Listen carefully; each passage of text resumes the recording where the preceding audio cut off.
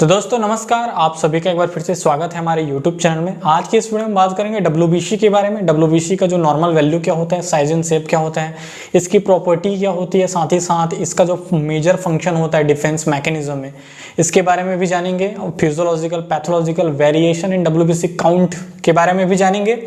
तो इस वीडियो के साथ अंत तक जरूर बने रहिएगा। और अगर आप हमारे चैनल पर नए हो तो चैनल को सब्सक्राइब करिए, साथ ही साथ बेल आइकन के बटन को दबाइए ताकि आने वाली वीडियो का नोटिफिकेशन आपके पास जल्द से जल्द आती रहे।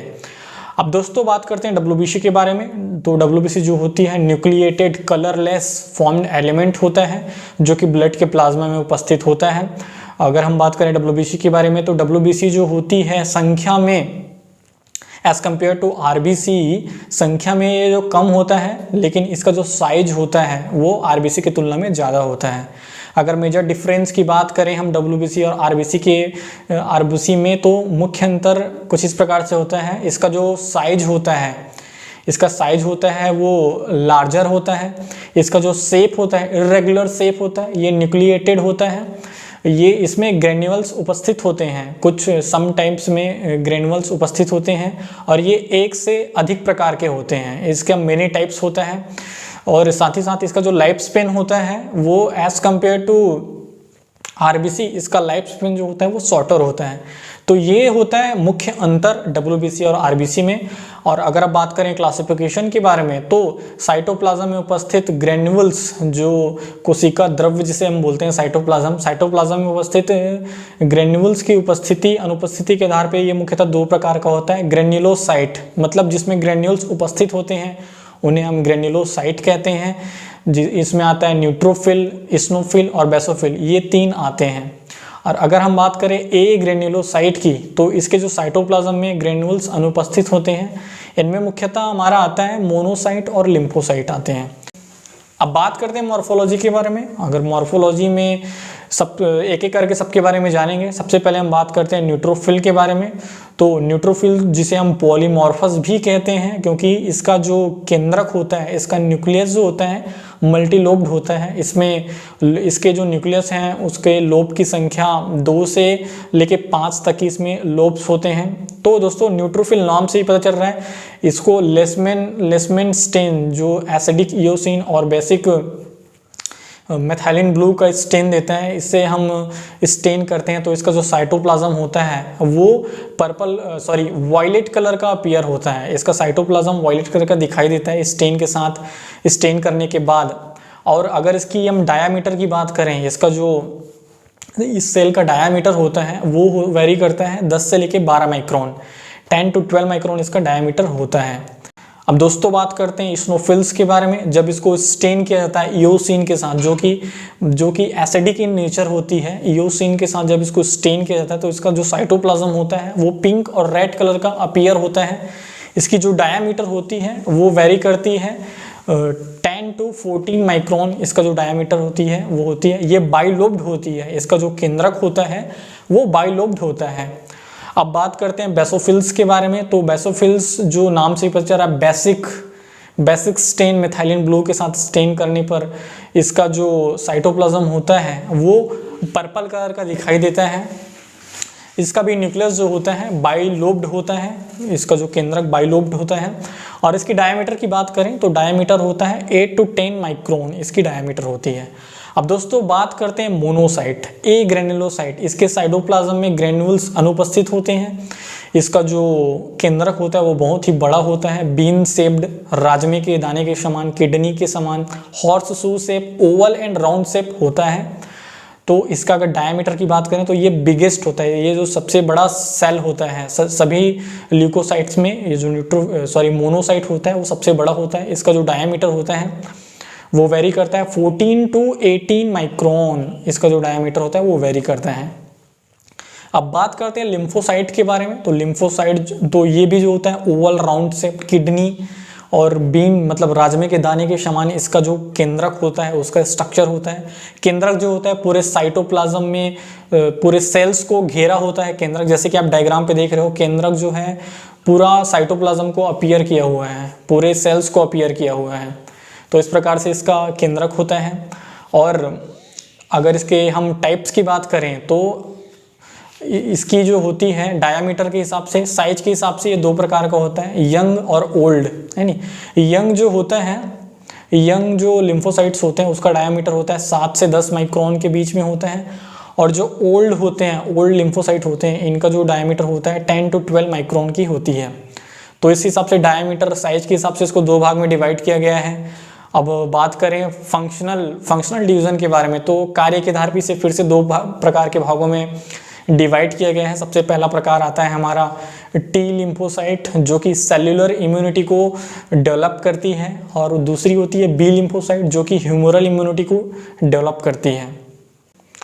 अब दोस्तों बात करते हैं हम टोटल WBC काउंट के बारे में, जिसे हम कहते हैं टोटल ल्यूकोसाइट काउंट, TLC भी कहते हैं, और साथ ही साथ हम जानेंगे लाइफ स्पेन क्या क्या होती है WBC के मेनी टाइप्स के, लाइफ स्पेन क्या होती है इसको भी जानेंगे। जैसे कि आप इस टेबल पे आप देख पा रहे हो जो WBC होता है, अगर हम बात करें संख्या के बारे में, है नी, तो संख्या जो होती है सबसे ज़्यादा संख्या होती है न्यूट्रोफिल की, जो वेरी करती है 3000 से लेके 6000 पर क्यूबिक mm ऑफ ब्लड। उसके बाद अगर बात करें इस्नोफिल्स की, तो ये वेरी करती है 150 से लेके 450 पर क्यूबिक mm ऑफ ब्लड।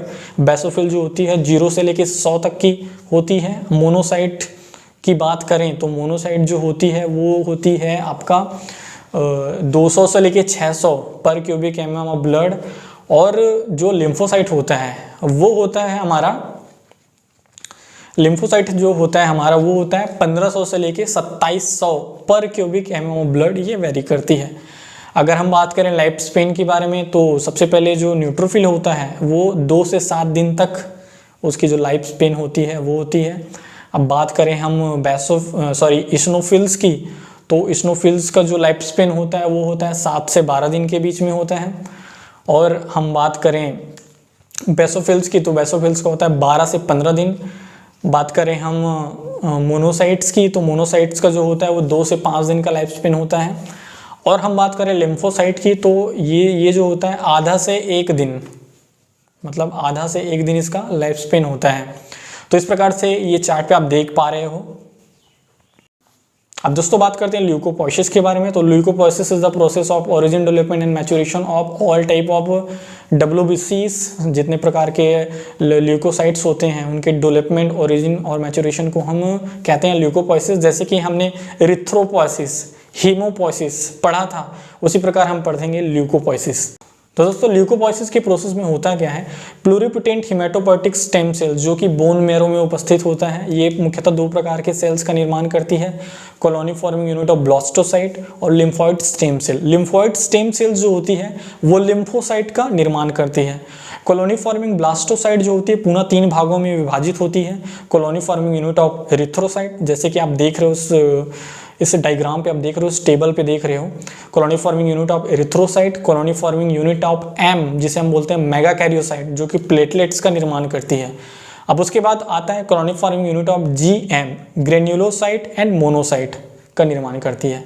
तो आप देख रहे हो इस डायग्राम पे, आप जैसे कि देख रहे हो, तो colony forming unit of granulocyte, monocyte जो होता है पुनः वो माइलोब्लास्ट में विभाजित होती है। माइलोब्लास्ट पुनः 2 भागों में विभाजित होती है। सबसे पहले मोनोब्लास्ट का निर्माण करती है जो कि मोनोसाइट का निर्माण करती है। उसके बाद जो प्रोमाइलोसाइट जो होती है वो न्यूट्रोफिल माइलोसाइट, इस्नोफिल माइलोसाइट, बेसोफिल माइलोसाइट में डिवाइड होती है। उसके बाद फिर से न्यूट्रोफिल मेटामाइलोसाइट, इस्नोफिल मेटामाइलोसाइट और बेसोफिल मेटामाइलोसाइट में डिवाइड होती है। उसके बाद क्रमशः न्यूट्रोफिल, बेसोफिल और इस्नोफिल्स का निर्माण करती है, जैसे कि आप देख रहे हैं इस चार्ट पे। अब दोस्तों बात करेंगे फिजियोलॉजिकल और pathological variation and WBC count के बारे में। सबसे पहले हम बात करते हैं फिजियोलॉजिकल, शारीरिक रूप से किस प्रकार से WBC का काउंट जो होता है वो इंक्रीज और डिक्रीज होता है, इस पे पहले हम बात करेंगे। तो दोस्तों सबसे पहले कुछ टर्म्स को जान लेते हैं। जैसे कि सबसे पहला टर्म्स आते हैं ल्यूकोसाइटोसिस। ल्यूकोसाइटोसिस मतलब ल्यूकोसाइट्स है उनका नंबर इंक्रीज होना ल्यूकोसाइटोसिस कहते हैं। ल्यूकोसाइटोपीनिया, पीनिया का मतलब होता है डिक्रीज होना। उसी के साथ ग्रेन्युलोसाइटोसिस मतलब ग्रेन्युलोसाइट्स का इंक्रीज होना, ग्रेन्युलोसाइटोपीनिया ग्रेन्युलोसाइट्स का डिक्रीज होना। उसके साथ ही ए ग्रेन्युलोसाइटोसिस, ए ग्रेन्युलोसाइट्स जो मोनोसाइट लिम्फोसाइट है उनकी संख्या में वृद्धि को हम कहते हैं ए ग्रेन्युलोसाइटोसिस। अब उसके बाद दोस्तों बात करते हैं physiological variation in WBC count. सबसे पहले हम बात करते हैं एज। तो जो इन्फेंट होते हैं, इन्फेंट में जो डब्ल्यूबीसी काउंट होती है वो 20,000 पर क्यूबिक एमएम ऑफ ब्लड होता है। अगर हम बात करें चिल्ड्रंस में तो उनमें होती है 15,000 पर क्यूबिक एमएम ऑफ ब्लड, और ये जो एडल्ट्स में वेरी करती है वो होती है 4,000 से लेके 11,000 पर क्यूबिक एमएम ऑफ ब्लड। अगर हम बात करें मेल और फीमेल में तो जो मेल होता है उनमें स्लाइटली मोर देन फीमेल्स जो डब्ल्यूबीसी होती है वो मेल्स में कुछ ज़्यादा होता है। अगर हम बात करें डाई यूरिनल कंडीशंस के बारे में तो ड्यूरिंग अर्ली मॉर्निंग जो डब्ल्यूबीसी काउंट होता है वो लेस होता है, और आफ्टरनून जो होती है वो मैक्सिमम होती है डब्ल्यूबीसी काउंट। अब बात करें हम एनेक्साइटी इमोशनल कंडीशन, जैसे एनेक्साइटी के समय डब्ल्यूबीसी काउंट इंक्रीज हो जाता है, स्लीप के सोते समय डब्ल्यूबीसी काउंट डिक्रीज हो जाता है, और प्रेगनेंसी के दरमियान और पास्चुरेशन मेंस्ट्रुएशन के दौरान जो डब्ल्यूबीसी का जो काउंट होता है वो स्लाइटली इंक्रीज हो जाता है, जो उसकी नॉर्मल वैल्यू होती है उससे थोड़ा सा बढ़ जाता है।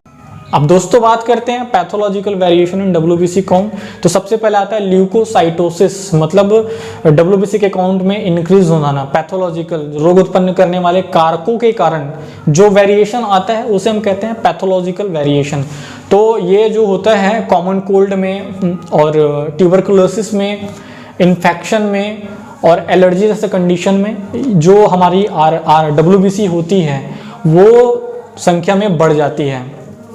अब बात करते हैं ल्यूकेमिया के बारे में। ल्यूकोमिया होता क्या है? ल्यूकोमिया में डब्ल्यूबीसी का जो काउंट होता है, डब्ल्यूबीसी का काउंट जो होता है बहुत ही ज़्यादा हो जाता है, इसे हम ब्लड कैंसर भी कहते हैं। ल्यूकोमिया को ही हम ब्लड कैंसर कहते हैं। इसमें वाइट ब्लड सेल्स की जो काउंट होती है वो 1 मिलियन मतलब 10 लाख पर क्यूबिक एमएम ऑफ ब्लड हो जाता है, जिसके करके ब्लड कैंसर की कंडीशन उत्पन्न होती है। अब हम बात करते हैं pathological decrease in leukocyte count के बारे में, जिसे हम कहते हैं ल्यूकोपीनिया जिसे हम कहते हैं। ये जैसे एनाफाइलेटिक शॉक के कंडीशन में, पर्नीशियस एनीमिया के कंडीशन में और टाइफाइड के कंडीशन में, इन कंडीशंस में ये सिचुएशन उत्पन्न होती है। अब दोस्तों बात करते हैं हम मेजर फंक्शंस के बारे में। तो इसका जो डब्ल्यूबीसी का जो मेजर फंक्शन होता है वो होता है, एक तो हमारा डिफेंस मैकेनिज्म में इसका मेन फंक्शन होता है, और दूसरा होता है हाइपर सेंसिटिविटी रिएक्शन जिसे हम एलर्जी कहते हैं। एलर्जी कंडीशंस में ये मेजर रोल प्ले करती है। तो दोस्तों इस प्रकार से ये वीडियो समाप्त होता है। अगर ये वीडियो आपको पसंद आया हो तो वीडियो को लाइक करिए, चैनल को सब्सक्राइब करिए, साथ ही साथ बेल आइकन के बटन को दबाइए।